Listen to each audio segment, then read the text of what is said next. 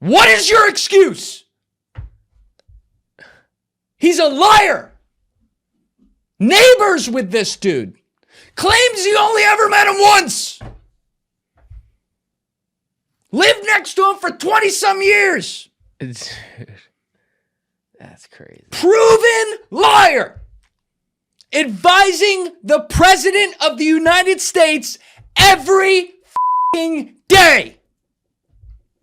What's up, guys? Like pretty much all of you, I was disgusted by this latest round of Epstein Files, emails, all the stuff that's been released. This case is obviously one of the worst cases, if not the worst case that I've ever seen in my life, and somehow it keeps getting worse. So every week, producer Joe Deef and I do a show on Patreon and YouTube members only. This was that show for this past week, but after I released it, many of the patrons and members were insisting that we make this one public. So we are doing that now. If you would like to see more content like this, you can join the Patreon or YouTube members via the link in my description below. Otherwise, we will have much more public content coming out on the Epstein Files as we get more information. If you are not subscribed, please subscribe and enjoy this episode. What's up, everybody? Welcome back to another episode of the Great Society Show. I am Julian Dorey. And I'm Joey Dave. How you doing? How you doing? Let's get right into it. We're not going to waste any time beating around the bush. Obviously, there was another trove of emails, photos, videos, files, whatever the fuck you want to call it. It was all in there, dropped on Jeffrey Epstein and that whole case this past Friday. Like many of you, I have been going through it voraciously and trying to make sense of it all. Some things we will never be able to make sense of. Other things were revelatory. I will say I did see, before I go into this, I did see Ro Khanna say that it's not even half of what they want, and I appreciate him and Thomas Massie from a bipartisan perspective continuing to push for all of what they asked for to come out, and I'm sure they will. That said, this drop seemed to have some of the most open-enders, if you will, on it, as far as like creating more links that we had known about, but now it's literally there in writing. What I do want to give people a heads up on is what should be an obvious point in today's internet age, but I always have to remind myself this as well.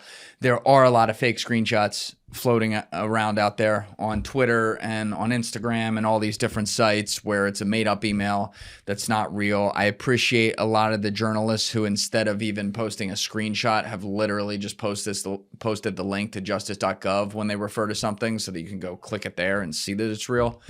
That said, some of the ones that you would think are fake screenshots are actually very real. So the ones that I'm going to discuss today, I have the HDMI here because I got everything on my computer. Yep. So we'll do it that way today, Deep. But the ones I'm going to discuss today are all verified and real, and the people on them in many cases, or most cases, are people you know quite well. Now, Deef, you have been checked out from the internet over the past couple weeks. Yes. God bless you. That's awesome. I give myself iPad kid time where I go on Instagram and X for a half hour, and then I'm usually like, oh my God, get this out of here. I love it. I love it. And that's great because you're getting fresh eyes on Yeah, this. no, this is the only thing I've seen of these new files, folks, was like some of the Elon screenshots of him like wanting to go to like dope parties. Yeah, there's a lot of emails between Elon Musk and Jeffrey Epstein. Yeah, that's all I've seen, though. This is super fresh eyes. Let me actually start there. Okay. Hit it. So what I don't want to do, as tempting as it is on people where there's gray area, say guilty and accuse them of all these things, even if it's not great that they were in any way fucking communicating with this guy, but we'll talk about some of the nuance of that as much as we may not want to see it today.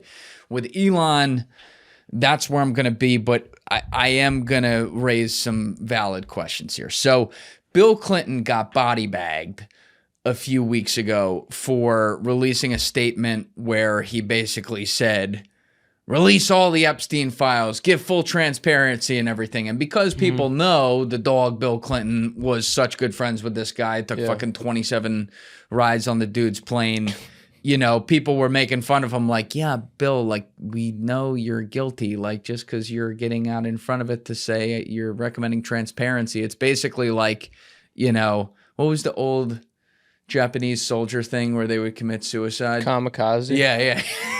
Yeah, he basically, someone was like, yo, we living in kamikaze pedoville over here. Like, they're just like fucking taking the moral stance to expose themselves as, you know, doing all these things. There's a similar potential, and I'm going to use the word potential there with Elon. Elon has been going out of his way to tweet that all this should be released, to accuse other people of being in the files, and then when he's in the files, tweeting about it, and particularly retweeting or replying to tweets that mention that Elon, of all these, and it will list all these different famous people, of all these people calling for criminal prosecutions, Elon, who are mentioned in the files, Elon's the only one calling for them. Like, no one else is calling for them. And Elon's like exactly, ask yourself why. And to me, that could be there's a potential, unfortunately, I have to say this, that is some projection and some trying to be like, yeah, I support criminal prosecutions, therefore I could never be a criminal in this. Because when you look at these emails, from 2012 to 2014, Elon Musk went back and forth with Jeffrey Epstein a lot and would reply to him within the day, almost every time. Wow. On the emails. And he asked him, there was an exact email. Let's get this right so that, you know, people have it. All right. Iran Ma. Okay. So I'm going to stick this over here. Yeah, get it up there. All right. So this was one of the first ones. Christmas Day, 2012 at 6 a.m. Do you have any Elon to Jeffrey Epstein? What the fuck? Do you have any parties planned? I've been working to the edge of sanity this year, and so once my kids head home after Christmas, I really want to hit the party scene in St. Bart's or elsewhere and let loose. The invitation is much appreciated, but a peaceful island experience is the opposite of what I'm looking for. That was in reply to Epstein, who 12 hours before that on Christmas Eve said, you are welcome to stay or just come for the day. Plenty of room. I will send a heli for you. I'm getting rid of this fucking screen. All right. A month before that, Epstein said, how many people will you be for the heli to the island? Elon, probably just Tallulah, which was his wife at the time, and me. What day/night will be the wildest party on your island? This is 4 years after the guy was convicted. All right. And I'm going to talk about that later as it relates to another person being unaware, apparently, 9 years later of his convictions. So let me be fair to Elon and say, perhaps he didn't know. But that is, this guy was very publicly convicted, and Elon in 2008 he was becoming a big name. He was about to do a fucking cameo in Iron Man. Yeah. You know, like he was a known guy. And so asking what night the wildest party on your island's going to be is not great. If there's one thing in this email that's all right, I like that he's saying his wife will come with him. Yeah. That's something you never see with these people. I will give him that. That's nice. So, you know, he's literally talking about bringing his wife at the time. But this was another thing. In these emails from 2012 to 2014, the tone on Jeffrey Epstein was totally different than the tone I saw on any other people that he was talking with. I would call it a dick sucking tone. Whoa. Yes, I would call it a kid in Toys R Us trying to get the shit, jump to the shelf to get the shiniest fucking toy. Yeah, and the toy being Elon. Like he would constantly be like checking in on him. Like there was an email where he's like, you know, he goes, will you take a break, April? Like he's asking him a bunch of question marks too. That's always a very needy sign. He wasn't doing that in a lot of emails. Elon goes, this is in March 2013, so a few months later. It is 3 a.m. in California and I'm still working on Tesla and SpaceX email. We'll hit the sack shortly, but be up at 7 for a call. April should be better, but it depends on how well CA goes. I guess referring to California. Later that year, now at Christmas again, a year later after the first Christmas one, Elon to Jeffrey, will be in BVI/St. Bart's area over the holiday. Is there a good time to visit? Jeffrey responds, any day, 1st through 8th. Play it by ear if you want. Always space for you. And then Jeffrey, I only screenshotted 7 emails here. You can go to the jmail.world site, which creates a dummy. Pull it up on your own computer, Deep, so you can see what I'm talking about. But it creates a dummy Gmail and Drive of all these files as if you're logging in like Jeffrey Epstein. And you can search names. And you can see there's a million emails between these two. And Jeffrey would say, like, there was one email where Jeffrey would say, and I don't have that one screenshot, but he's like, Reid Hoffman and what's his name? Something Ito, the famous tech guy.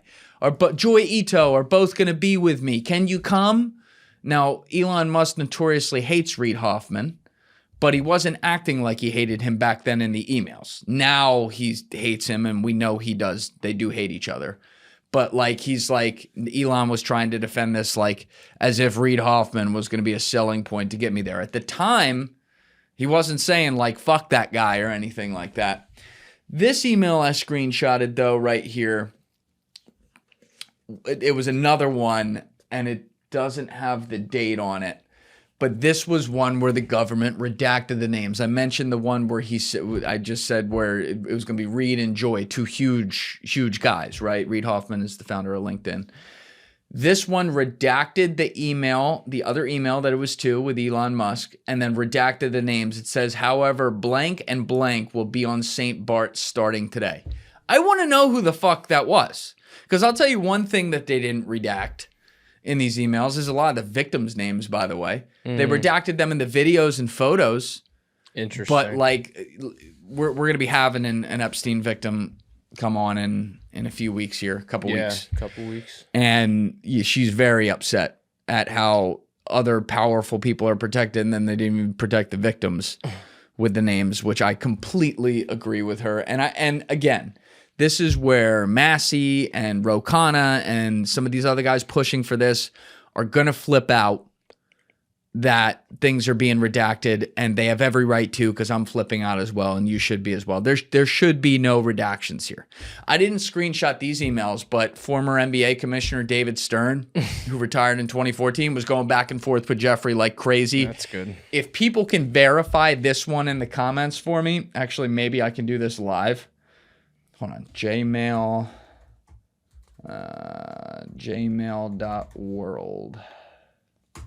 Okay. David Stern, Ukraine.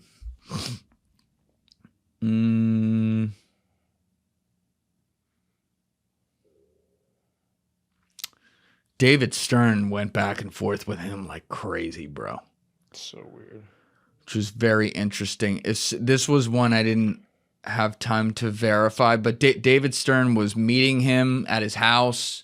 This is right when he was retiring from being commissioner as well. Jeez. Back in 2014, which is interesting. David Stern is deceased now. And then there's emails as well for visits in 2010, I see. But there was some sort of back and forth about David Stern getting, maybe it was Karina, Epstein's girlfriend, some sort of visa with Ukraine in 2014 during the Maidan period. I don't know the details there. Maybe people in the comments can help, because that is not one I had time to go through and verify before, but that's weird as fuck. It's like, what the fuck? Like, why are you doing this? You know what I mean? Jeez. All right, so back to Elon and Jeffrey. There was another back and forth in December 2013 where Elon's asking a good time to visit. And then, then on Christmas Day 2013, a year after the original Christmas Day emails, Jeffrey goes, the 2nd or 3rd would be perfect. I will come and get you. Elon goes, I need to fly back to LA on the night of the 2nd. Actually, I could fly back on the 3rd. We will be in St. Bart's. When should we head to your island on the 2nd? I do want to know if he ever ended up there. He's always denied going there. I want to know if he ended up there, because they kept talking in 2014. I mean, and there's another email that I don't have screenshotted here, but I did verify this. I got it through the jmail.world, where Epstein like checks in on him and he goes, how are things? Going better? And Elon, it's like maybe April 2013 or March 2013 or 2014, in that area of 2013 or 2014. And Elon responds like, things better, still very overworked or whatever. But there was a real, you could tell, like, one thing that was already beyond a shadow of a doubt the case long before these emails came out, that anyone with a fucking pea-sized brain could tell, is that Jeffrey Epstein was an intelligence spy.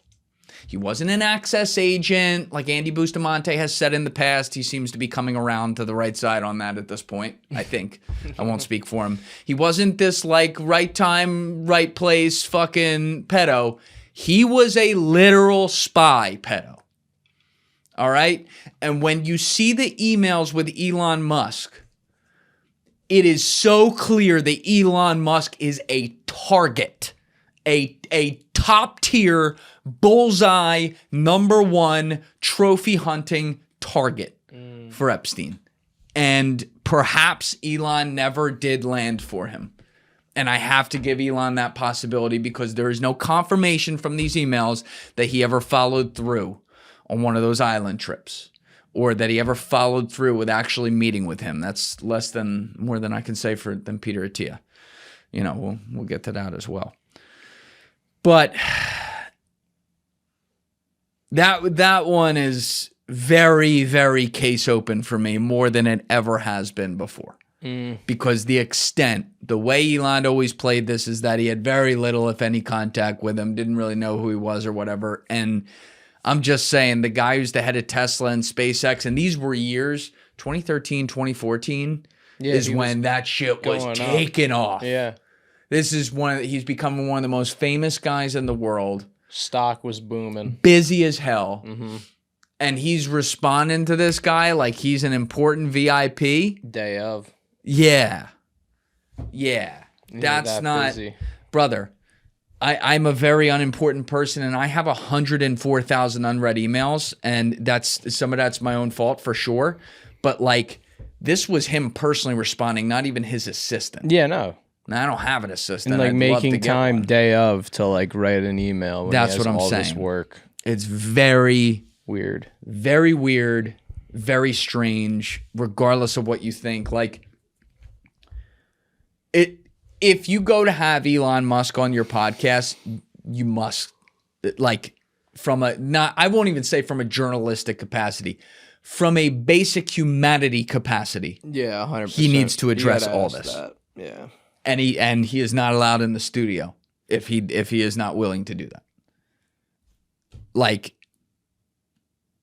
that has to happen. And I hope it's Joe that does it with him. Yeah, I really do. It won't be. You know, I hope it is. But yeah, I have some pause. You know, he is one of the only guys openly tweeting about it and whatever, but that is part of it, or it could be, I should say, part of a PR campaign to try to say, hey, I got nothing to hide. Yeah, I mean, you can argue that like Trump was trying to get out in front of him all those years too, of being like, we got to be transparent. And then in November, he's like, that doesn't exist. It's a Democratic hoax. Trump's response to this is a total disgrace. Yeah. It's a complete and utter disgrace. I don't care where you stand politically. But my point is that like, just because they're getting ahead of shit, like, I don't know if that's enough credit. But you know, he's still calling it a Democratic hoax. I also want to pull up the Massie stuff.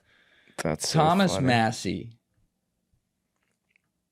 And let's state the obvious here, okay? And I've stated this before. Jeffrey Epstein worked for Israel.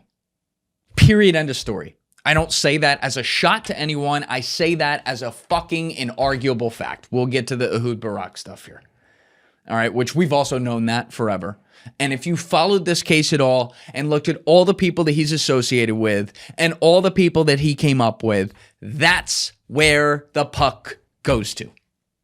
That's where it goes to. Now, I have a strong feeling, and I've also said this publicly before, that part of the reason that this is so covered up by the United States is not just because oh, Mossad has blackmail on too many of our people, and if we do this, it's like the dead man switch is going to hit and we're all fucked. I don't think it's all that. I think it is a complicity. And here's what I mean by that. I couldn't give you an exact date, and I don't have hard evidence to be able to tell you this is definitely how it is, but just putting all the evidence we do have together and painting a picture of what this could look like. I would say at some point, if I had to guess, I'm going to say late 90s to early 2000s, CIA figured out what this guy was doing. Jeffrey Epstein, until that Bill Clinton flight to Africa that he took Bill Clinton, Kevin Spacey, and Chris Tucker on in 2002, was not known publicly. Right. He was known in the social circles of New York City, but he was not a known person publicly. And that's what a good spy, by the way, is supposed to be. Not fucking known publicly. And then he does this flight. He gets the page 6 story in the New York Post. And then, suddenly people are like, who is this guy? And Vicky Ward decides to write this big interview article with him for Vanity Fair in early 2003, which he invites her over to his house, and he enjoyed it. He liked the attention. And so at some point, either shortly in the years before that or right around that time, somebody at Langley figured out, oh shit, there's a dude with a ranch in Mexico, the biggest house in New York City, an island in the fucking Caribbean that he takes people to with a fucking temple on it, a place in West Palm Beach. We got pictures of him doing weird shit. He's in that enclave neighborhood in Ohio as well. He's connected to some of the most powerful people in the world, and he's a pedo. And we can, oh my God, we can connect him to Khashoggi. We can connect him to arms deals. We can connect him to all this different shit. And this has been happening right under our fucking nose. Mm. And then they're like, oh my God, look at all the people he's got so much blackmail on. Oh my God, we can't just arrest him. That's what they say to themselves. I'm not saying that that's what they should have said, but that's what they say to themselves. So they, in my opinion, they go to Epstein and they say, listen, buddy, you know that we know that you know that we know that we know what you're doing. And you know that we know that you know that we know that we can't do anything about it because you know that we know that you know that we know that you have all kinds of shit on all these fucking people that would make this house of cards of our fucking bureaucracy go. Mm-hmm. And you know that we know that you know that we know that the country you're working for and our government has a close relationship on a lot of other stuff. And so this shit can't come out. So here's the deal, buddy. Now you pay us a tax. You gonna do all this shit and whatever? We can't do it? All right. But you're doing it on our land. So if you're gonna keep doing it, you pay us a tax. And the tax is, we want information, we take it. Now they've made the unholy alliance. Now they've co-signed it. And I have, if I were a betting man, I would bet very strongly on that having happened. Yeah. And it makes them complicit. Now to me, maybe, I don't know, maybe I'm from New Jersey. I think of this too simply. Blow the guy's fucking brains out. And then look at Mossad and say, what are you going to do about it? Blow his brains out. It's not hard. Be like, something went wrong. There was nothing we could do about it. He's gone. There's nothing we could do. We had a problem. Yeah, no, sorry. Oh, that was yours? Oh, we didn't know that. That's what they should have done. But some fucking retard, in all likelihood, said, well, that could cause an international incident or something about a fucking pedophile. And said, well, this is horrible, but look at the information we could get. And there you go. Data. So that is probably, I feel very strongly that happened. The best method of control is time.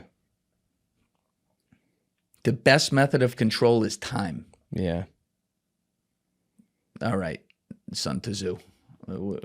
Why kill him then? I'm still not tracking. Well, for the same reasons you said, it's like, why kill him then? They can. That's something that they can keep and just continue to harvest from. Yeah, but become complicit. There's a price. Yeah, but they're not. They don't give a shit about that. They're thinking about the control and the power play. Where they're still somewhat powerless because they know it's a foreign agent who's still only going to give them some limited information. Yeah, 100%. But I'm just saying, like, in the simplest terms of, like, their head in the house of cards they're preserving. Right. So, in this tranche of emails, which is largely from, like, 2011, 2010 on. Good era. This is post Epstein's relationship with Trump. They had a falling out. It's pretty well documented at that point. It's actually been documented. That's like every like Trump bootlickers thing. Like, he kicked him out of Mar-a-Lago. Right, like, which is not the full story. It's also like, it's not the full story at all. But I will say he had a falling out with him at this point. Mm-hmm. It literally confirmed by the lead attorney for the victims, Brad Edwards, who met with Donald Trump in 2008. He's the only person that agreed to meet with Brad and discuss things about Epstein with him, which could have been a part of a long-term play here. Could have just been getting ahead of it. Because that's also another thing, brother. There are emails. Now, before I say this as well, it would be right to put this asterisk on even this. I got to be fair here. Be fair. Nancy Mace, who's one of the few people who has, I believe, put her money where her mouth is with this, voted with this, supported the victims. She's been emotional about it as well. She did say that she was told that emails that you see, particularly from 2020 on, which is post Jeffrey Epstein's death, are going to include a lot of crazy shit that isn't real. She's right about that. And I'm going to explain why. She is categorically right about that. Once this became a very public scandal when Jeffrey Epstein died, it attracted the attention of everyone. And so the FBI, this happens with any major high-profile case, FBI, whoever it is investigating it, they go from getting 10 leads to getting 10 million leads. And that includes your schizophrenic neighbor who watched the news and is calling in and saying that, he was fucked by a, fake owl ball. It's a lead. In 1948. And the FBI is required you see that through, to do their job, internally discuss with each other, track it down to either see if there's something there or more than likely, unfortunately, in 99.9% of these cases, rule it out. So let me give a couple examples here. There was an email about Jay-Z and Pusha T handling women with Jeffrey Epstein in 1996. I'd have to Google it with Pusha T. I don't even know if Pusha T was a thing back then. To quote Mike Malak, who made a great point here, Jay-Z was handing out fucking Reasonable Doubt records in the Marcy Projects in 1996. He was not Jay-Z yet. Yeah. He did not know Jeffrey Epstein. Yeah. Maybe Jay-Z's an awful guy. I'm open to it. If there's ever proof that he's an awful guy, I am more than open to that.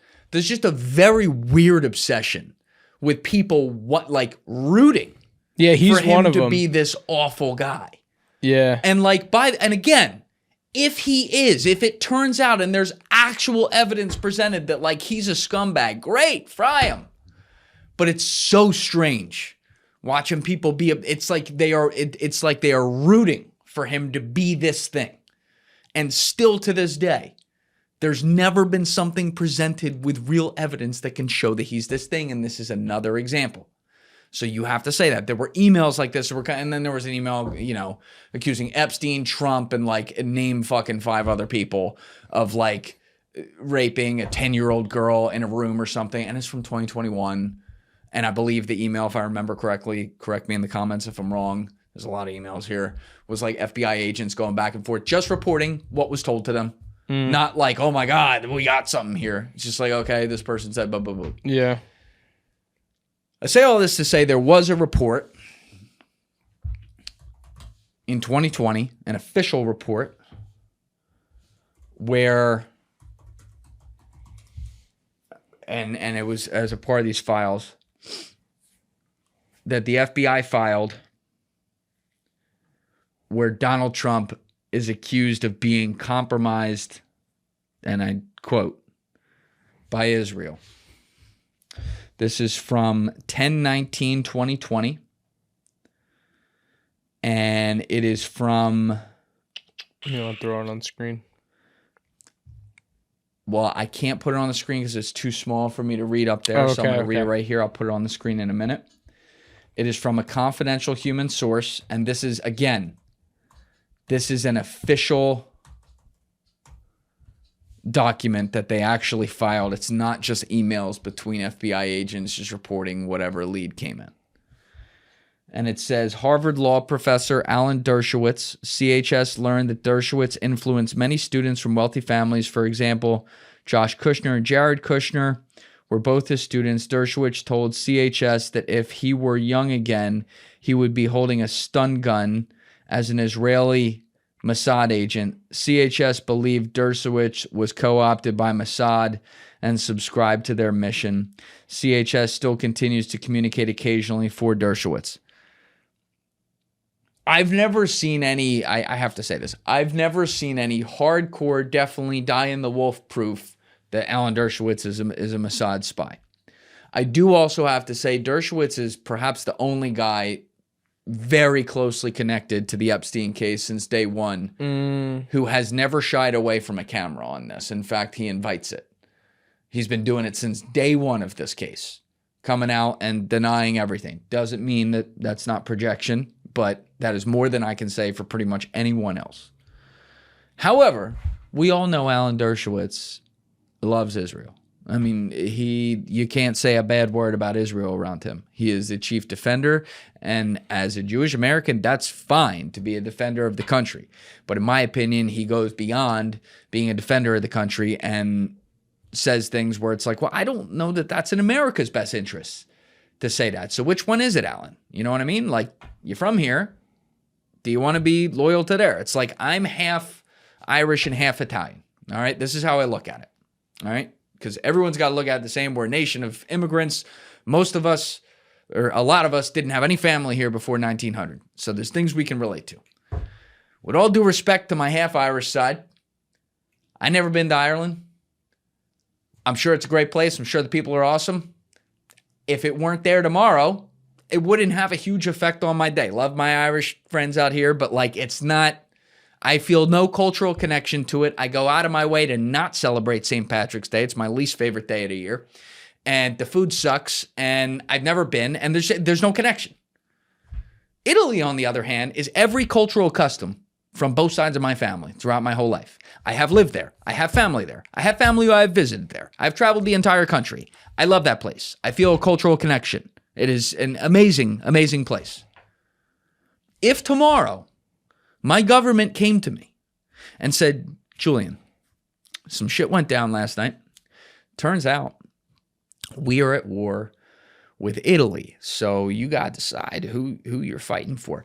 They would not even have to ask the question. Before that, once they said war and Italy, I'd have my fucking U.S. Army fatigues on. I'd grab the nearest functioning fucking weapon, find the nearest plane, train, or automobile to head the fuck over to Italy. And I'm not going to like it, but we're going to mow down any Mario and Luigi's that get the fuck in my way. No. And if you don't, and I'm not going to like it. And I'm going to really try to not fucking do anything any near women and children, of course. But like, if you don't believe me that something like this is a real possibility, go look at all the people whose names ended in a fucking vowel who fought in the Italian fucking campaign for the United States in World War II. This was a real thing. These are people whose parents didn't even speak English, but they fought for America. And so where I do run into a problem is when someone like Alan Dershowitz, if I asked him that question, I know what the answer is. It's some sort of pause and then deflection, saying it's a stupid question, and we know what the answer is. The answer is not America, despite the fact that he's born and raised here, and he's an American. And that's where I run into an issue. And by the way, I would say most of my Jewish friends, they're going to answer just like I did. Guys like Alan Dershowitz are not, and I will call that out because that's an issue. I have Israeli friends who live in America who would answer Israel, and that is perfectly acceptable because they're from there. They were born there. They're from there. I get it. Fine. Fine. But like, I run into a huge issue on this. So on this report, CHS said, continuing the FBI report from 2020, confidential human source advised that this was a real story. Trump has been compromised. By Israel, and Kushner is the brains behind the organization and the presidency. Now, let me also annotate here. I don't know who this confidential human source is. I think the confidential human source is wrong, is overstating the Kushner thing. There's no way Kushner was fucking running the White House. Did Jared Kushner have a lot of say in the first administration? Absolutely. Absolutely. Did he have more say than, the son of a convicted felon real estate developer who had never really accomplished a ton on his own should have had? Yeah, he did. And did he win some power struggles in the White House? Yes, he did. But do I think Jared Kushner was pulling all the strings on Donald Trump in the first administration? No, I do not.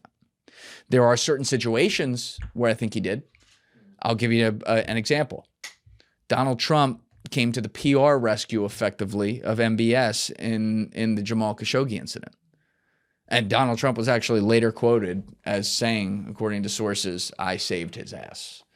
And that was something that Kushner had a direct impact on, because Kushner was working on the Abraham Accords, which would need cooperation there from Saudi Arabia. So he did have influence, but I think the human source is exaggerating when he says that. I think you have to be fair when you look at this. But the reason that I always have to look at the Israel-Trump thing is because it is the one thing, like, there's no one who is more aware of polls than Donald Trump. No. He loves polls. Loves polls. Loves them. And once a poll is 51-49, it's a blowout. That's how he treats it, because he recognizes as long as you have the smallest, slimmest majority, you got enough to win. Yeah. And so any poll related to how United States citizens, left and right, feel about the relationship with Israel, and any poll about United States citizens, left and right, about how they feel about Jeffrey Epstein, these are the two polls that Donald Trump just fucking trashes and ignores and takes the hard opposite on no matter what. And then openly jokes about things in front of us, in front of the mic, that no one should ever joke about. Joking about one of your biggest donors, Miriam Adelson, always coming into the White House, and how, well, she might be more loyal. I think she's more loyal to Israel. Yeah, that's a problem. Yeah. And it's not, this is where I get pissed off. It's not anti-Semitic to say that. I'm talking about another government. No one calls me anti-China Semitic. No one calls me anti-Russia Semitic. No one calls me anti-Saudi Arabia Semitic when I say shit about their governments and the influence they have here. It's fuck everybody that has an influence. I don't pick it to one place. We're talking about it with Donald Trump because there's one place that seems to have $232 million worth of known public influence over him. And he's making some decisions that are questionable. And when you see these files and you see who Jeffrey Epstein is coordinating with, there's no doubt who he's working for. And that has to be called out, friend or not. All right? Like, there has to be some sort of understanding here, because something like this can never happen again. And I've always said it, and this is the really uncomfortable truth, and it's not fun, and I don't support it in any way. But I try to deal in facts here. These kinds of things, sexpionage, if you will, sexpionage involving minors as well, this is not just an Israeli thing. This is something that intelligence agencies around the world do, dare I say, ours included. It is a sick form of spying that should be stopped in all its forms. Even with spying, there has to be a line somewhere. Just like we've had nuclear bombs in this world for 80 years, and despite all the despots, dictators, scumbags, fascists, communists, everything that's existed since then, it is one thing everyone has had just enough fucking decency on. Perhaps with the help of aliens. You never know. Careful. To not hit that button. There needs to be, and it's mutually assured destructionville, right? There needs to be a mutually assured destructionville on this kind of sexpionage. You want to lure some fucking ambassador into a hotel with a 27-year-old hot woman who's really a spy because you got to get him as a source. All right, I guess that's your spy game. Fine. That's legal. I don't like it, but that's what they do. Fine. I draw the line at 12-year-olds. Islands, temple fucking sacrifices. You know, and one thing these emails are not going to help with, and I understand why they're not going to help, is with people who go nuts on conspiracy theories, on other conspiracy theories that aren't Epstein. They look at this, and I have to see it from their lens for a second, even if I still think a lot of that shit is wrong and doesn't have evidence. They look at this and they go, come on. Look at how open and overt. Of course, that means this other shit's all real. Which is part of what it feels like. This is the other thing. Yeah, is it a mass psychosis? Like, that's what I think, too. That's another part. That's where my brain's been going the last, like, week. Right? Just because the way, like, I'm talking about it with, like, this is a topic of discussion I'm having with, like, everybody. Yeah. Like, people, like, you never even talked about these kinds of things with will be like, dude, did you see this shit? Like, nothing's real. Like, dude, like, isn't it crazy that all those years of, like, smoking weed and watching Pizzagate videos and now, like, it's actually, like, being confirmed? Right. It's just, like, I feel like, I'm like, wow, is this kind of the playbook, is to just get a mass psychosis of everyone just losing their fucking minds? And then you're not being able to discern anything. It's a fair point. I've looked at this, and don't hear me wrong on this. I'm not making a joke of this. I'm saying this is none of this is jokes. Is the bizarre nature of it. These emails feel like almost an outward, long-term plan of memification. And what I mean by that is just start at the top. Read what his email @handle is. Steve? Jeffrey Epstein? Yeah, it's gvacation@gmail.com. JEE vacation. Yeah. It's like a fucking build a email AOL account that your grandpa made in 1999 for shits and gigs for retirement. Well, I mean, didn't we say that a few Patreons ago, or am I misremembering? Didn't we bring this up about how that's might have. Because, like, you even, like, I know I've been off socials a few weeks, but you go on, it's like memes are, you know, shithead Steve, like, they're making, like, Epstein catered memes, like, damn, I ain't even make it on the list, for real. Like, that's not a psyop. Yeah, the typos that you see in these, and like even his sign off is like, so on some of the automatic, you know, sent from my iPhone includes sorry for typos. Yeah, his typos are terrible, and yet people have also found in the files that Ghislaine and Jeffrey, and I got to look more into this, but Ghislaine and Jeffrey had accounts under pseudonyms for everything. Oh yeah, from Pinterest to Yahoo. Yeah, did you see the Reddit one? r/poll, that fucking Nazi subreddit. Like, he was involved. The guy started it the day after he met with Jeffrey Epstein. So also meaning he was technologically in the game. Yeah, and that advanced. Both of them. Yeah, advanced. He couldn't type for shit, but he was advanced. And that's actually a sidebar I want to take for a second. There are a lot of people who are reviewing the 2 to 4 hours of footage that's been released from some of the Steve Bannon interviews, at least 2 sit-downs. Steve Bannon did 18 hours on camera with Jeffrey Epstein. So we now have like 2 to 4 hours of it. There are a lot of people saying like, oh my God, this guy was a retard.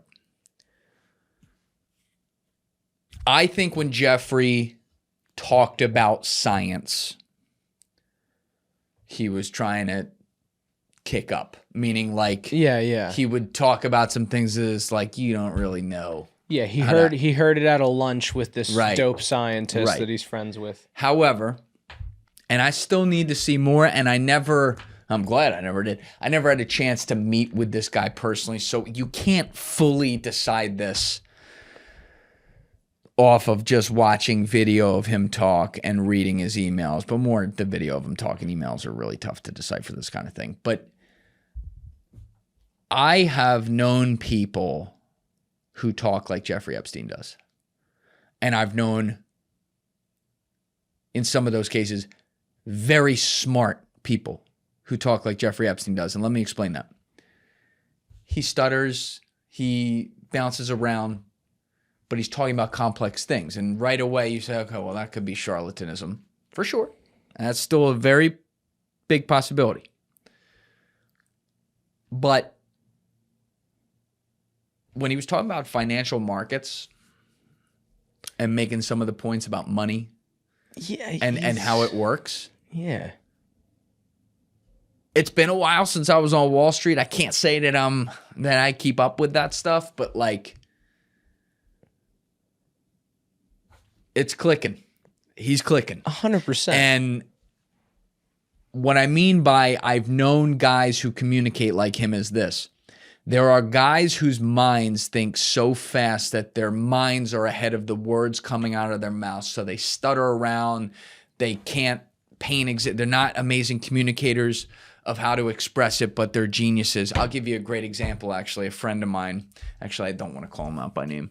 There's a friend of mine who I had on the podcast once who was a literal genius. I mean, fucking seeing fractals that you and I can't see.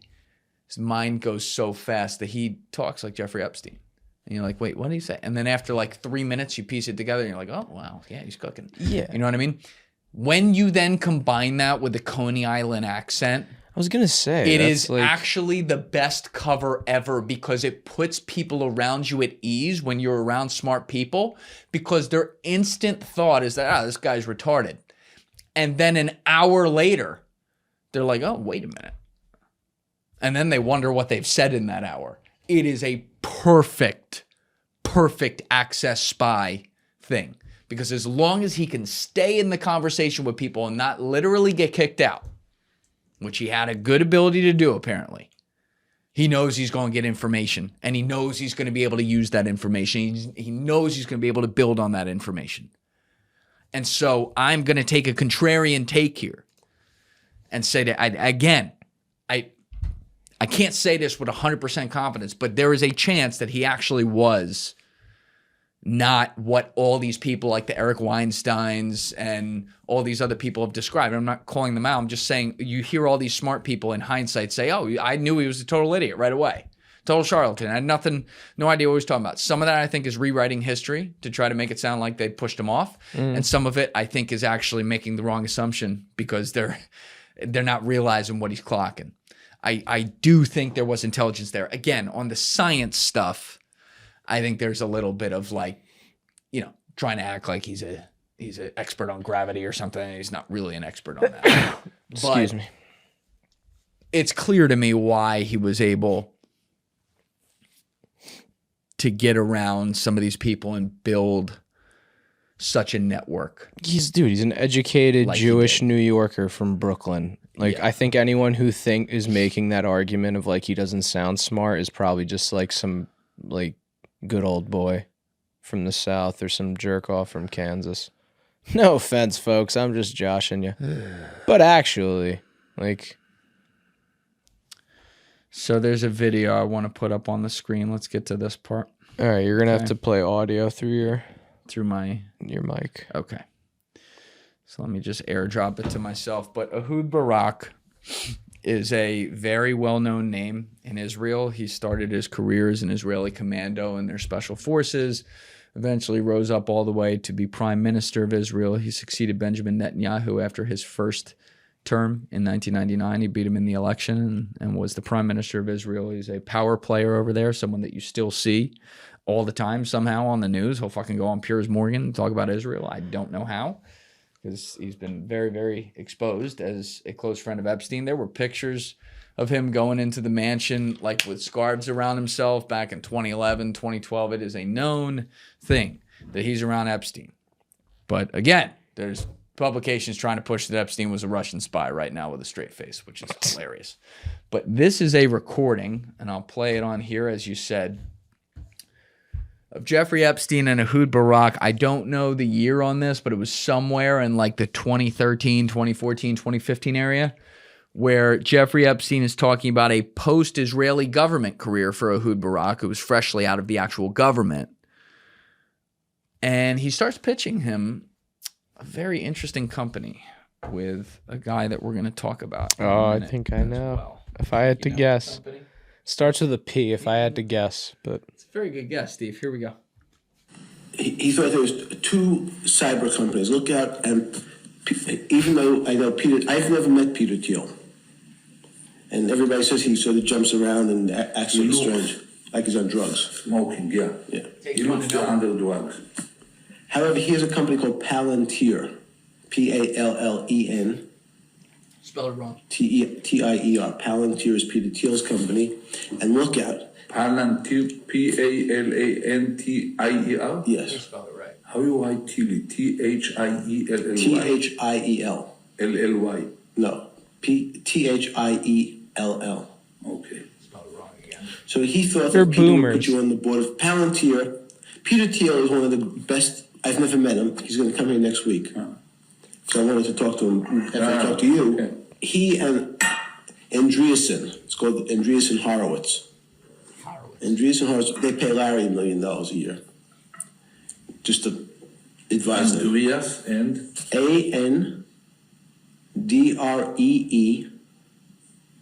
Andreessen, Andreessen, and Horowitz. And Howard. Horo, Horowitz. What they are? It's a lobbyist. What they are doing? They are the biggest venture capital people in Silicon Valley. Well, bigger than Sequoia or Kleiner These are the new Kleiner Perkins. Everybody, these are the smart boys. Mm-hmm. So those 2 companies right away, in terms of, I said that we need now in the next 3 weeks if you're going to leave. So that's exactly what it sounds like. And it's interesting because Palantir was obviously founded in the United States in like 02, 03 with a serious investment from In-Q-Tel, which is the VC arm of CIA. And in recent years has been instrumental assisting the Israeli government, including in highly controversial things as it relates to the prosecution of the war in Gaza.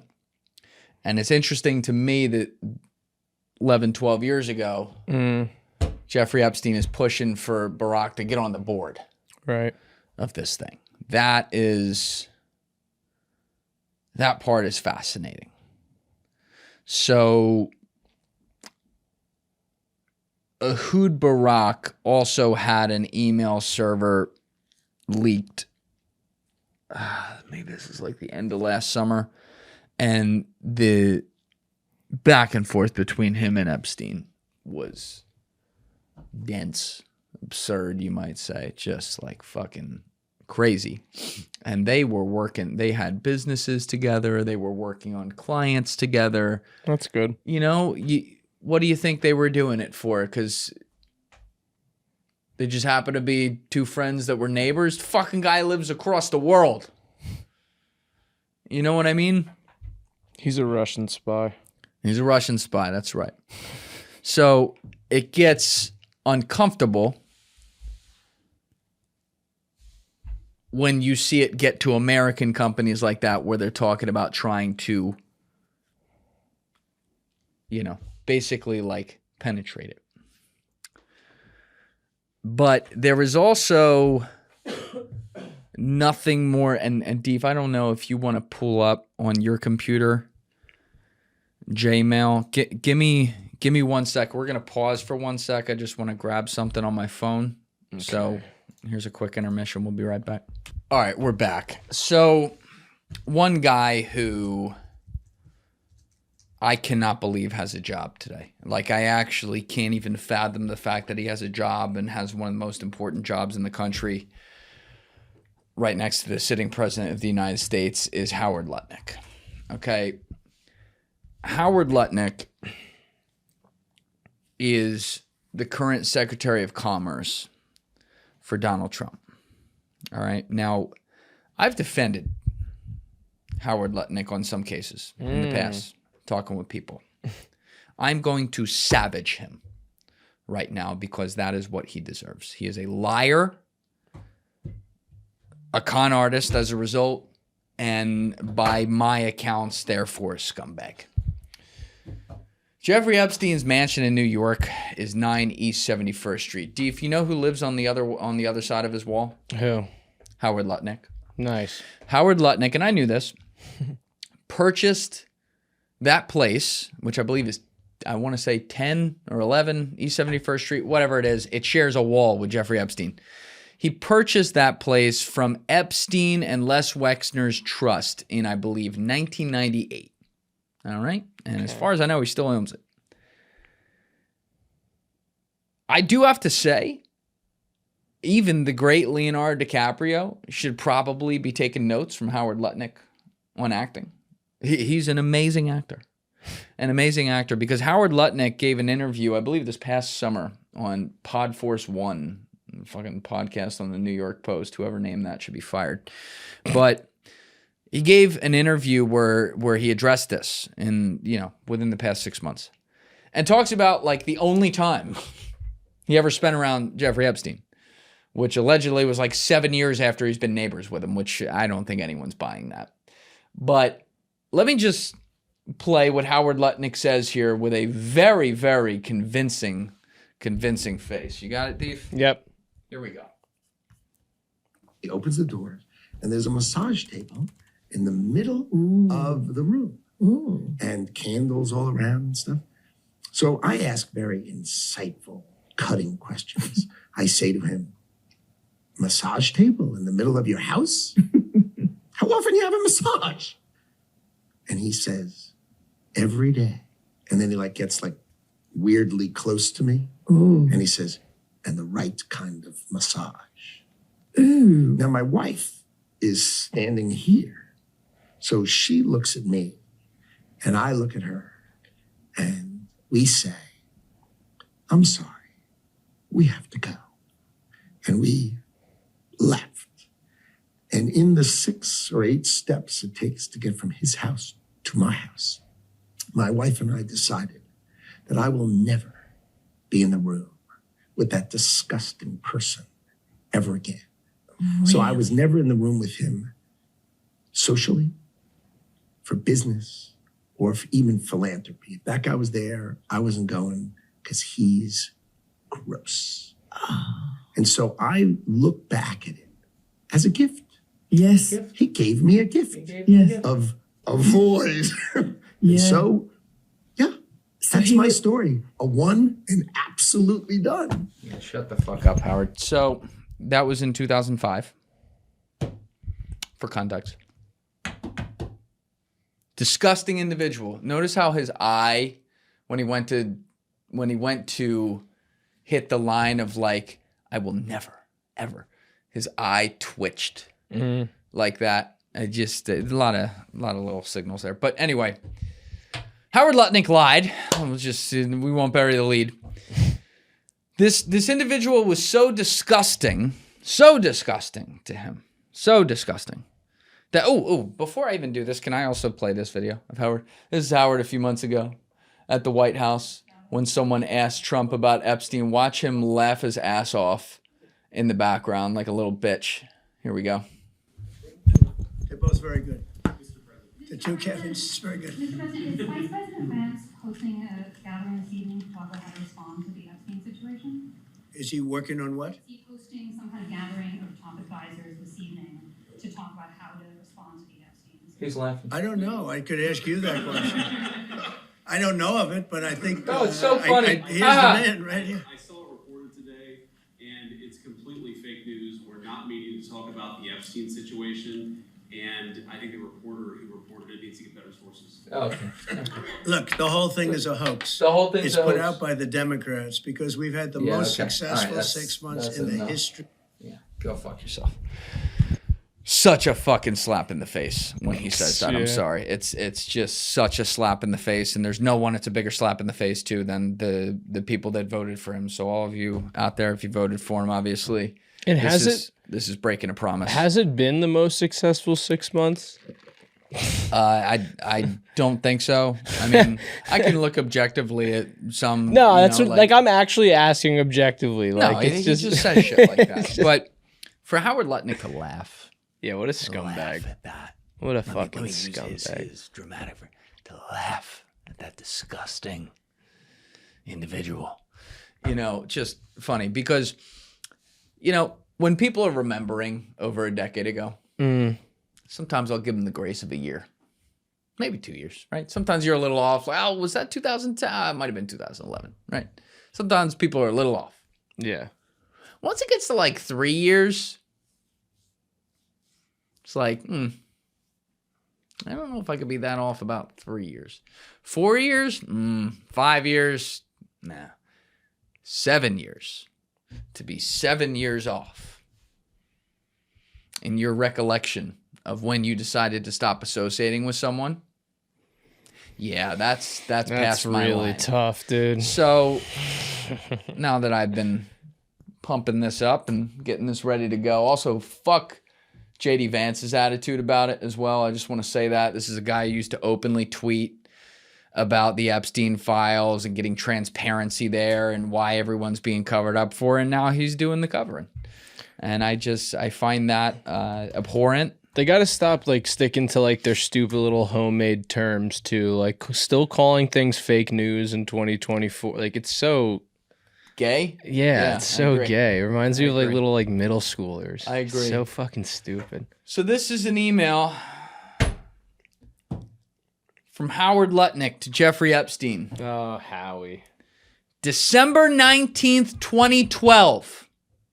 And then he said 2005. Over 7 years since that alleged massage table walkout.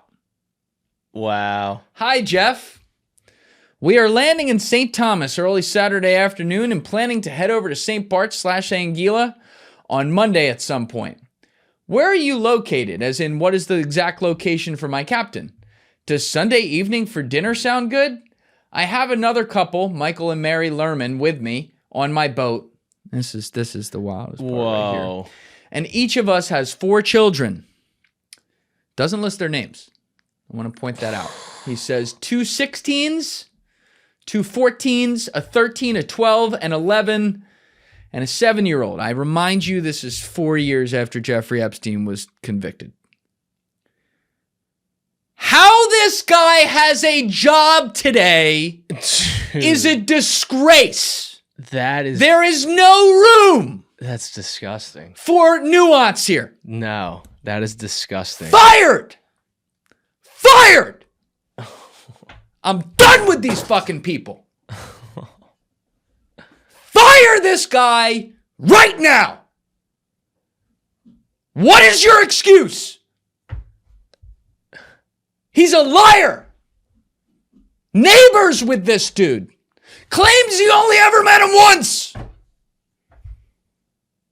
Lived next to him for 20-some years. That's crazy. Proven liar. Advising the President of the United States every fucking day.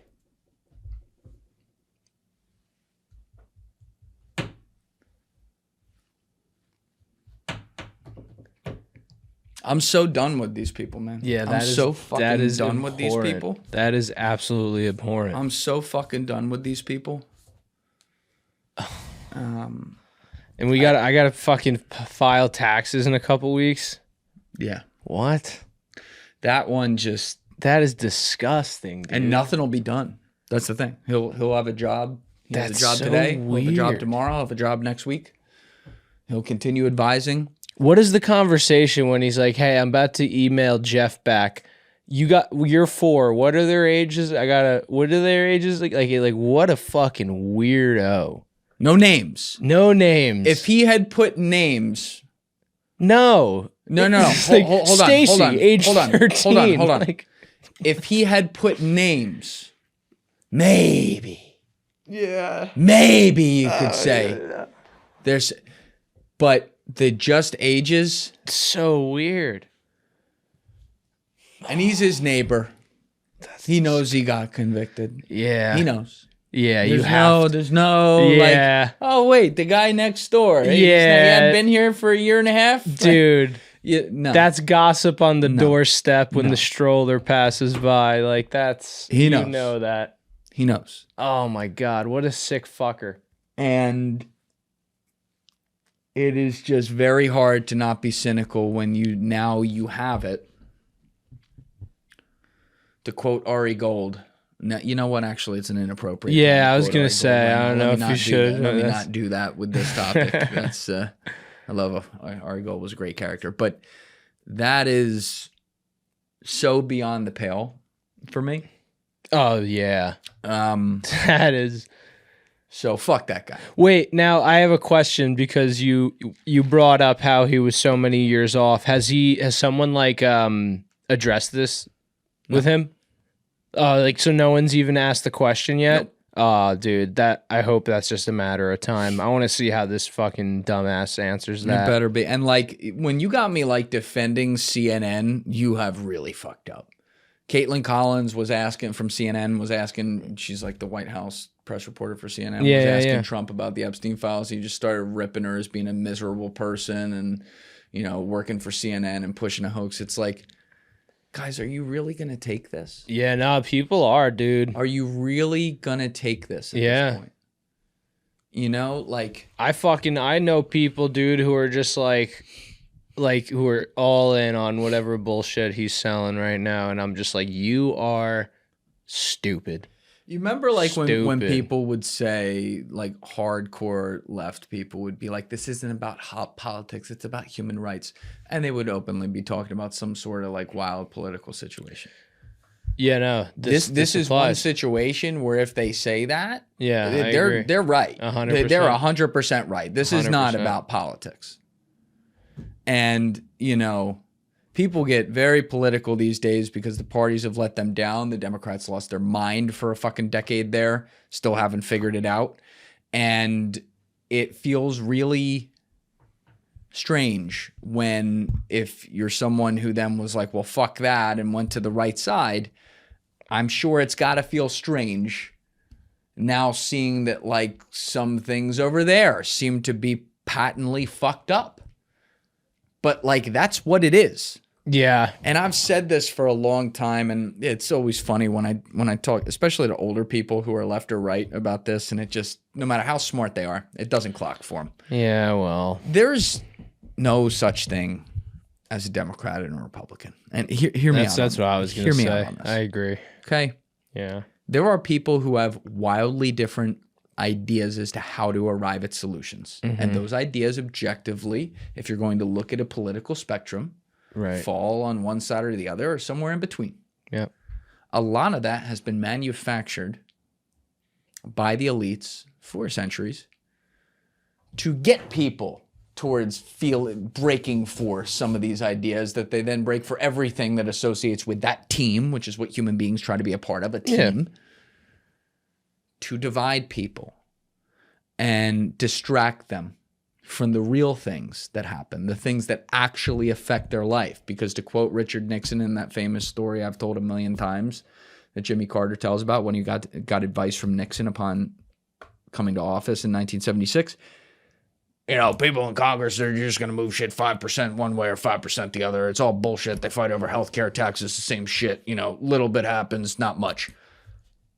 But the foreign policy, that's where he got power. And his point was, just let me translate that. The things that happen behind closed doors with the men in suits where it doesn't have to go to some fucking public vote, that's where you actually move the needle. And the people that run the world, which are the people in those rooms that include the politicians and the people that pay them, they don't want you to know what they're talking about. And they don't want you to know shit like this. You got a guy from a JEE vacation account sending emails on one day to the ex-Treasury Secretary, the fucking royal family of Norway, 3 fucking genius physicists who he funded, and let me defend some people, you know? Especially like in the academic realms, when people are funding you, you should do some due diligence. They deserve guilt on that. But like, a lot of people come in and fund you, and then they get access. And if you don't do your due diligence, you get caught with your pants down. And maybe some people, by the way, actually are scumbags, and we're in on some of this shit with them, to be clear. Actually caught with their pants for sure. down. Exactly. But then there's other people who, you know, very well could have been innocent, but they're going to have to answer for this for the rest of their life. And, you know, you just see the connections he had and what he was doing. And his emails back and forth with Peter Thiel are wild, bro.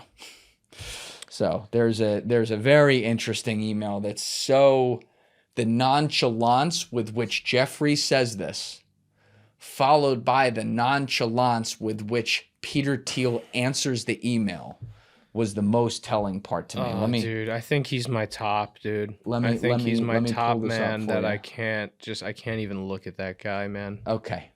Pull it on up. This is from Sunday, February 28th, 2016, which, this is Elon. By the way, hold on. This is when Trump was becoming the guy in the GOP. This is right before the small hands dick debate, which was at the beginning of March. I believe that was March 3rd, 2016. So this is a few days before. Dude, you and your dates. And Peter Thiel ended up being one of Trump's, like, his big funder. Okay? All right. So he was quote unquote Jeffrey Epstein. As you probably know, I represent the Rothschilds. I was hoping to figure out a way for the bank that has $160 billion in management can do something in tech. Best client list in the world, prehistoric products. It can wait. Good luck in China. I'll be in Europe again the 20th to 28th, then the island.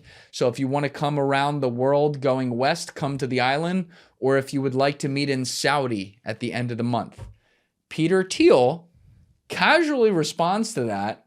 Same day, 8 hours later, he goes, certainly not in Saudi. Just think I will avoid the Middle East for the next decade or so. Should be back on East Coast in late April or May, sometime in New York City or on island then. You know, it's a conspiracy theorist dream.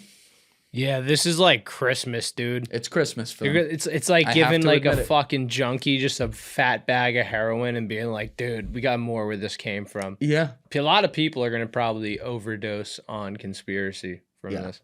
Also, I do have to say. What? This feels appropriate. Oh, dude, I saw this. Yeah. Respect. Picture of Dick Cheney. No blackmailing, no island. Not even in the files. He bombed brown people just for the love of the game. I mean, he just loved this shit, dude. Also one of the biggest lesson there. To ever live. Lesson there. There was also a 2002 email that you do pull up on JWorld, and it's got redactions on it. So it is in the files. I don't know what this is.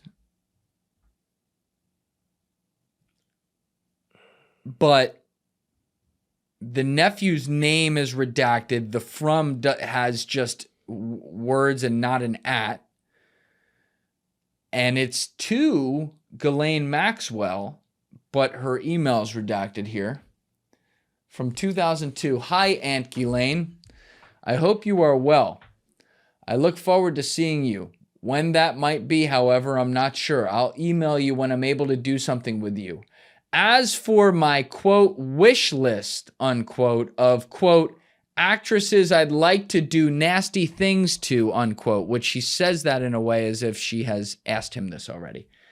Though not complete, would probably look something like this. Number 1, Natalie Portman. Number 2, possibly Jennifer Love Hewitt. Number 3, Denise Richards. As for things I'd like to do, whether it be in London, New York, New Mexico, or the Caribbean, not quite sure at all. I will look into it. In New York, besides see the sights, possibly some theater or something of that sort. Anyway, I've got to run. Thank you very much for offering all these things. All these things only add up to the reason I would be there to see you, your nephew, so-and-so. That's a very suspect email to me, but it's in the files. What the fuck? Now, that could be like a troll email. Or it's not.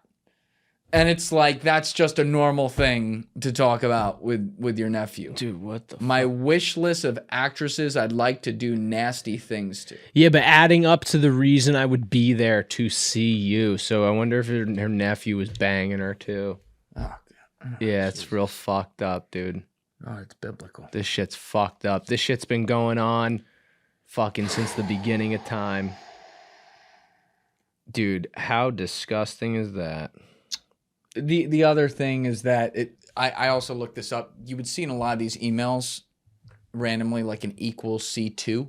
Yeah, you mentioned that and before. I Googled it, and apparently it's some sort of coding typo when things are translated. I don't know. Maybe people can answer in the comments who know more about this. I don't know if that means like when the files were uploaded from the server to the government, it changed certain characters by accident. Or if they did it on their end by accident. No, that happens to me all the time too when I'm moving like writing through different, like if I move it from LibreOffice to Google Drive. So yeah, that makes sense. And the attacks, by the way, the attacks against Thomas Massie by Trump are also disgraceful. Thomas Massie, if you are looking at it from the perspective of someone who's like judging, is someone really a Republican or whatever? Thomas Massie is voted with Republicans 91% of the time. Okay, he is a very, what you would call strong conservative. So he could be gotten to. Person in Congress. To quote Thomas Massie, the 9% in which he hasn't involves covering for pedophiles, elite billionaires, funding foreign wars, and deading our nation away. And then he walked off. Mic drop. Pretty savage. It's pretty cool. They put like Led Zeppelin behind it for the walk-off. That was kind of sick. But Trump responded because they're putting, including Mary Madelson, all the very pro-Israel crowd are putting in millions of dollars against him in Kentucky, trying to beat him, which I really do think is just going to make him win more. I actually, as someone who dislikes all politicians, I actually hope I'm right about that, because this is one of him and Ro Khanna are the two guys really fucking pushing this, and I appreciate that. So I hope the two of them stay in office where they are. But you think the voting's gonna be real? Trump's, I don't go there. That's what I'm saying, dude. Like, they won't be there. People are saying, Trump put out on February 2nd, people are saying that Thomas Massie became a liberal because his new wife, reminder, Thomas Massie lost his wife a year and a half ago. He Jesus just remarried. Christ, dude. These people his are new ruthless. wife, blessed be their marriage, is supposedly a radical left flamethrower, which, by the way, fact check on this, she's voted for Donald Trump 3 times. Just to be clear, they did fact check that. This new union all went so fast that maybe he didn't know what he was getting into, but nevertheless, he is an absolutely terrible and unreliable Republican, perhaps a rhino, or maybe even worse. Ed Galrain, a farmer and war hero, is running against Massie. He is a high-quality individual, and there's no candidate for Congress that would be better. He's running because he realizes Thomas Massie has been totally disloyal to the President of the United States and the Republican Party. He never votes for us. He always goes with Democrats. Massie is a complete and total disaster. We must make sure he loses big. That's a complete lie. Bro. This is a complete. I feel like it's like such. I feel like Brian Stelter, Soviet Russia type, but like shit. It's actually true. Like, that's a complete lie. Objectively, like innocent people don't behave like that. I know people don't want to hear that. No, it's fucking true. Say it. Innocent people don't behave like that. No.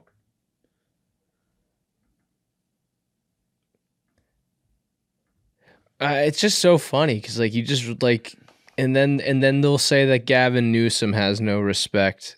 It's so funny. Everyone's lost their ways. Also, this email I did verify on jmail.world. And Oh, God. What does that mean? This is from June 6, 2011, from Tom Pritzker of the billionaire Pritzker family, one of the richest families in the world, to Jeffrey Epstein. No. I am in a remote valley of Afghanistan, and then in parentheses, it's my birthday wish. With boys with toys. Oh, my God. Spent time with Petraeus, referring to General Petraeus, yesterday, and he loaned me a chopper. Actually, 2, with 1 as a backup. Can't call till tomorrow. Now, I don't want to believe that means what I think it means, but we all know it's been well documented in this studio by our friends who are Tier 1 operators in Afghanistan, what goes on in Afghanistan as it relates to young boys. Oh, dude. What the fuck? These people are just saying it on email. They're just... By the way, I remind you, even in 2011, actually, way before that, you get sued in a civil case for, a parking meter. Your email can be discovered and put into a court case. Dude, that is like weird. Somewhere Carlo Gambino and Lucky Luciano and Frank fucking Costello are looking at this going, oh my God. Thank God. Like this is why they wouldn't even talk on a phone. They wouldn't be able to do anything now. Be over. Yeah, and then there was an email that this was sinister. Bro, Jeffrey Epstein sent an email on March 15, 2018 to someone who is redacted. I'm going to actually take a shot on this one. I think he sent this to Ehud Barak. All right. I believe he sent this to Ehud Barak. I have no proof of that. Zero proof. That's strictly speculation. Zero evidence. But I think he sent it to him. And the subject is he was passed away. Meaning like they whacked him. Robert Maxwell threatened Mossad. Nice. He told them that unless they gave him 400 million euros to save his crumbling empire, he would expose all he had done for them. In that time, and I do want to add here, for context, Jeffrey is putting quotes around what he's saying here, so he is quoting someone. Quoting someone, yeah. Yes. I have to give him that on this one if we're going to look at it objectively. Hey, straight shooter. In that time, he had free access to Margaret Thatcher's Downing Street, Ronald Reagan's White House, to the Kremlin, and to the corridors of power throughout Europe. Maxwell passed on all the secrets he learned to Mossad in Tel Aviv. In turn, they tolerated his excesses, vanities, and insatiable appetite for a luxurious lifestyle and women. He told his controllers who they should target and how they should do it. He appointed himself as Israel's unofficial ambassador to the Soviet bloc. It's very interesting that he sends a no-context email with just quotes. No personal context added. He's feeding someone lines. Yes.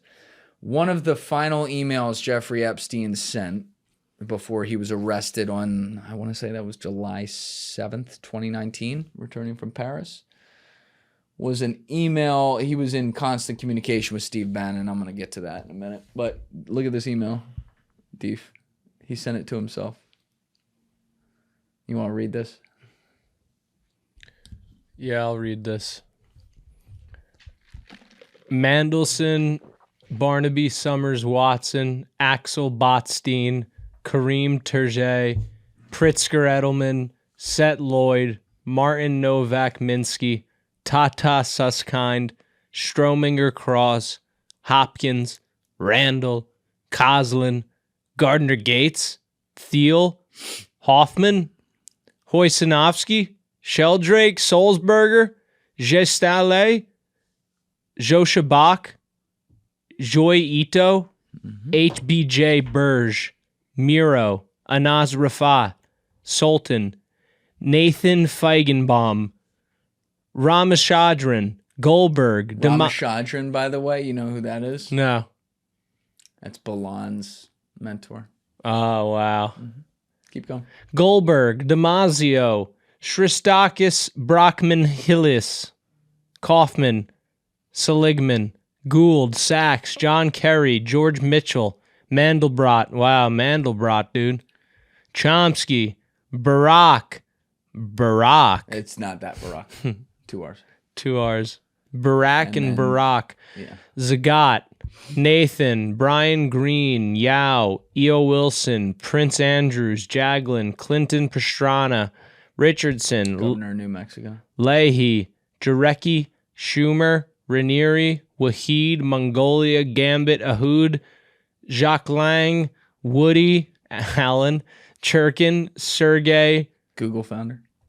Rumler, Kathy Rumler. Weingarten, Amabani, Rothschild, Dershowitz. Ken Stark, Karp, Alex Karp, Dubai Castro, Popal Queen, Press King PM, Mandelson Belier, Mete, Middlefafr, Gergen, Malusanine, Margarita Ovitz, Barak, Mabudo, Khashoggi, Rockefeller.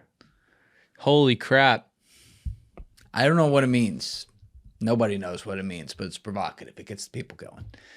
The list, just to give you an idea, like a quick kind of image, if you will, Interesting. on Gmail. This is the Steve Bannon list. Look at how long this is. This is all from 2019. 526 emails. Wow. And Bannon would just send him. Or threads. 526 threads. Yeah. One of those threads had 137 emails on it. Yeah, so let me just, Holy I got crap. some highlights. So Bannon sends on March 12th, 2019,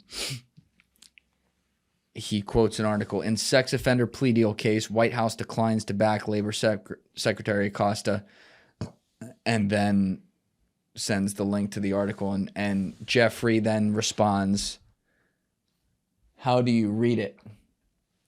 And Bannon goes, like you are trying to make amends. Do some good.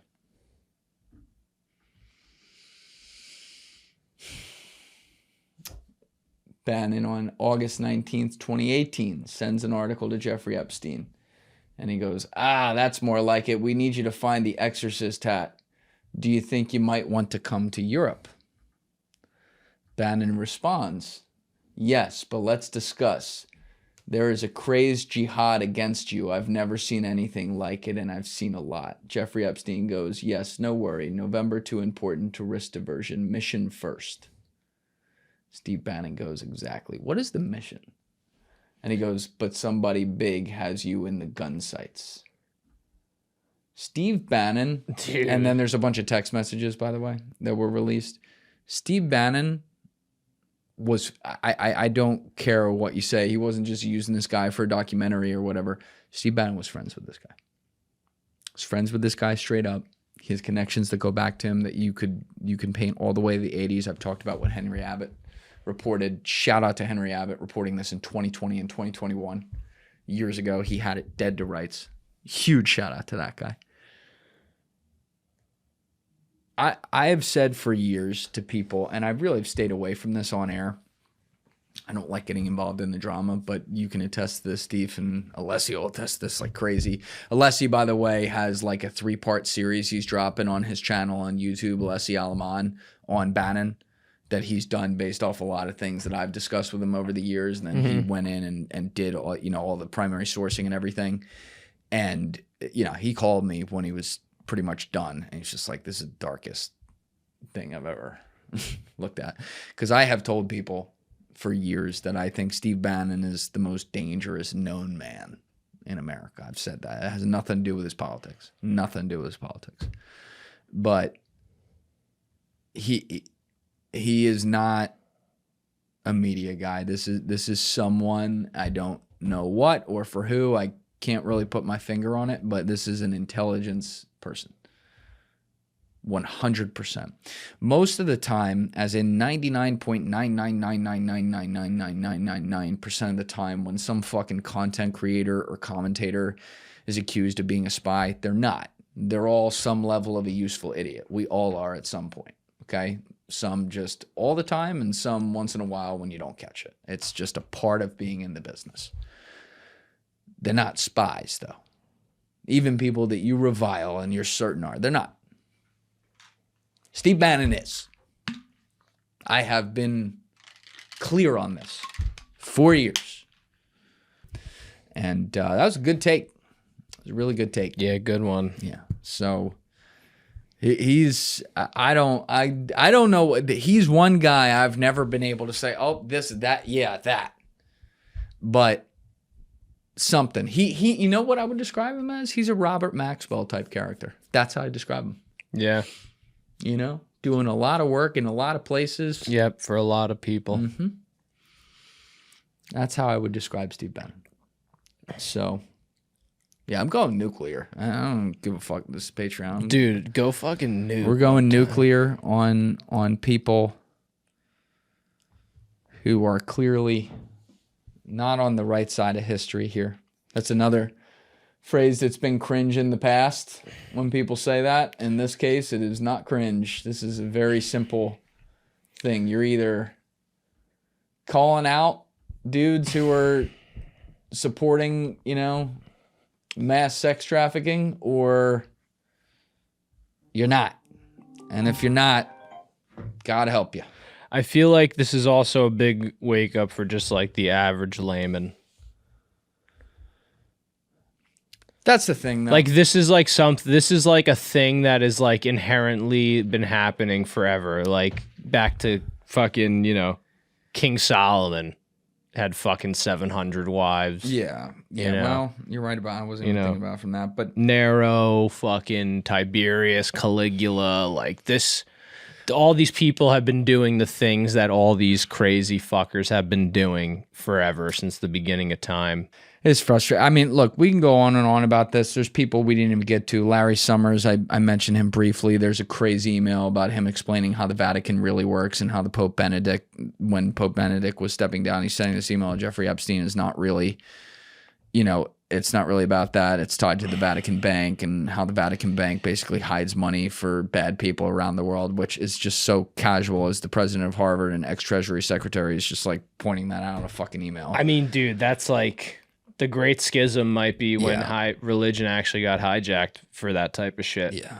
Brian Johnson also was on like one email with him and talking about meeting up with him in New York, and he's addressed it directly, did it in kind of a bit of an autistic way, saying way too much. But I think he's trying to rewrite how much he thought Jeffrey was sinister in the 10-minute Zoom meeting they ended up having. But I do think that, you know,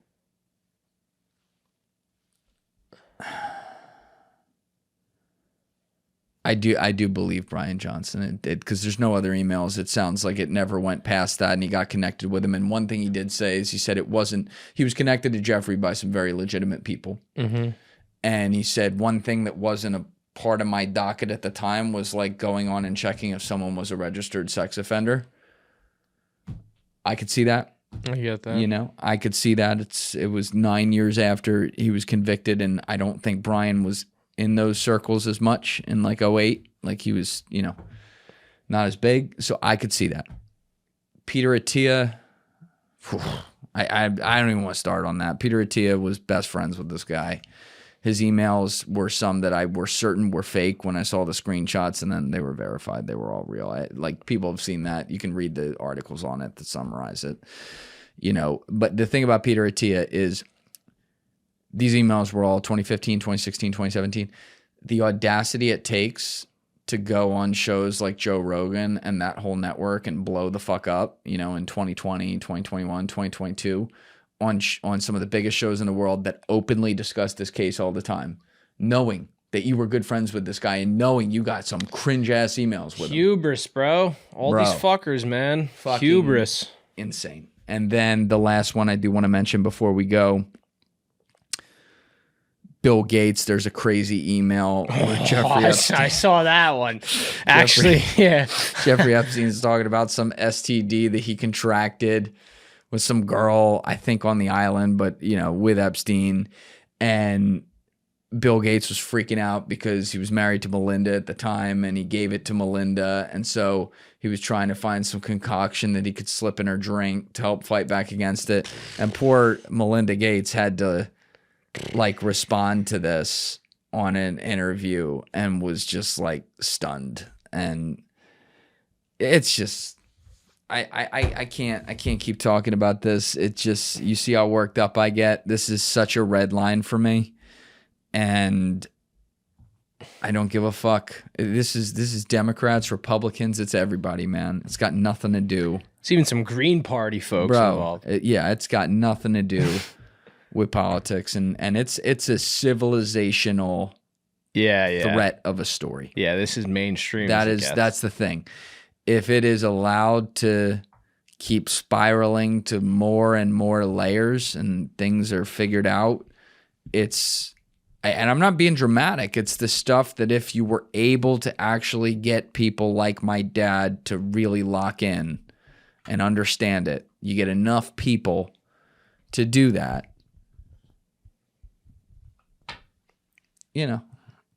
they should just figure out. Threat. They got to figure out a way to like work in stuff to like every Netflix show, and to like, it's like, oh, my fucking mom won't. She's just watching Real Housewives again, but then for like 6 minutes in Real Housewives, all their dialogue, they're like, wait, why are they talking about Dershowitz? Right. I should look into that. Sorry, I was trying to end on a funny note. No, I bombed. Deef, that's fine with me. I think we got it. I think I've had enough. But we'll see what keeps coming. I know Thomas Massie and Rokon are pushing for more to come out.